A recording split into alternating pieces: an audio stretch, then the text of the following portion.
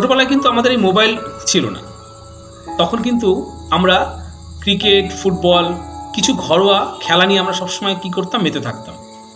স্কুলের ছুটিতে হোক কিংবা পরীক্ষার শেষে হোক, আমরা কি করতাম, সবাই মিলে, বন্ধু বান্ধব, ভাই বোনেরা মিলে ঘরোয়া একটা খেলা খুব খেলেছি।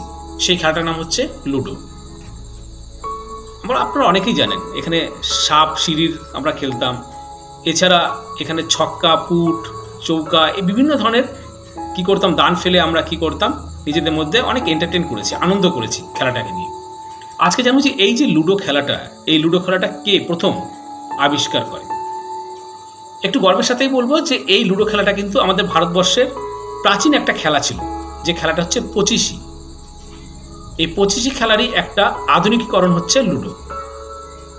তখন আমাদের 1896 সালে যখন আমাদের ইংরেজরা আমাদের দেশে রাজ করছে, তখন কিন্তু এই পঁচিশি খেলাটা ছিল। সেই সময় আলফ্রেড কোলিয়ার বলে একজন ইংরেজ এই পঁচিশি খেলাটাকে জাস্ট একটু মডিফাই করে, একটু আধুনিকীকরণ করে এই খেলাটাকে লুডো বলে রিপ্রেজেন্ট করে, একটা প্যাটার্ন তৈরি করে যার নাম হচ্ছে লুডো। এবং সারা ভারতবর্ষ তথা ইংল্যান্ডে কিন্তু এই খেলাটাকে ছড়িয়ে দিয়েছিল এবং সবার কাছে জনপ্রিয় ছিল এই খেলাটা। আজকে একটা ইনফরমেশন পেলাম, একটু বার করলাম, হঠাৎ করে লুডো খেলার কথাটা মনে হওয়ার জন্য একটু সার্চ করলাম, তথ্যটা পেলাম, আপনার সাথে শেয়ার করলাম। যদি তথ্য ভালো লেগে থাকে অবশ্যই ভালোবাসা দেবেন। ধন্যবাদ।